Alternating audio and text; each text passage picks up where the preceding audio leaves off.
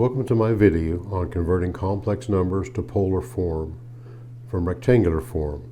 In the previous video we went just the other way. We developed the complex number in the rectangular form and I showed how to convert it to polar form.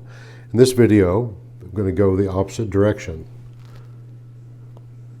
because not all of them are going to be giving in polar form or rectangular form, and this will help you convert. So z is our complex number. It can be written as r cosine theta plus I sine theta. We saw that in the last video. Now if we break that up, that's r cosine theta plus I r sine theta. And in this case, this is going to be the real part. So the real part is going to be equal to r cosine theta, and then the imaginary part is going to be equal to r sine theta. So this is going to be effectively our a and our b term, or x and our y term, in the z is equal to a plus ib, or sometimes you write it x plus iy for our complex number in rectangular form. So that's what we're looking for. So in general, our rectangular form is going to be z is equal to the real part of z plus I times the imaginary part of z. Next I want to do an example. So let's look at the complex number 5 at 60 degrees. So there it is in polar form. Now we want to convert it to rectangular form like this. And just a second ago we saw that the x, or the real term of z, is equal to r cosine theta, and y is equal to the imaginary part of z is equal to r sine theta.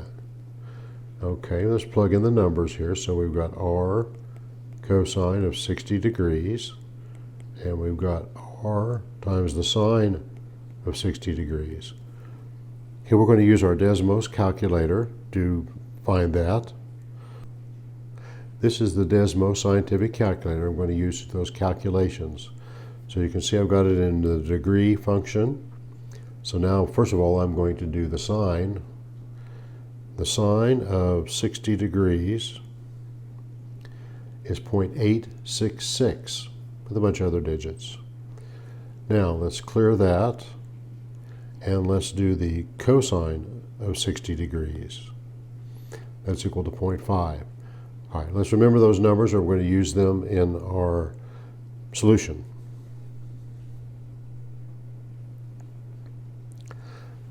So continuing on, x is equal to 5 times the cosine of 60 degrees, and we just saw the cosine of 60 degrees is going to be equal to 0.5, so it's 5 times 0.5.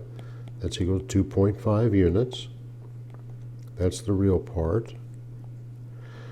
And then y, our imaginary part, is 5 times the sine of 60 degrees. That's equal to 5 times 0.866. Plugging that into our calculator, we're going to get 4.33. So there's the imaginary portion of our complex number in rectangular form. So z now is equal to 2.5 plus I times 4.33. And the 33 goes on, but that's okay.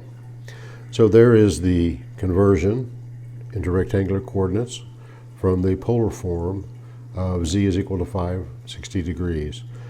I hope you learned a little bit about this conversion. If you did, give me a like and thumbs up and subscribe to my channel. Well, thank you for watching.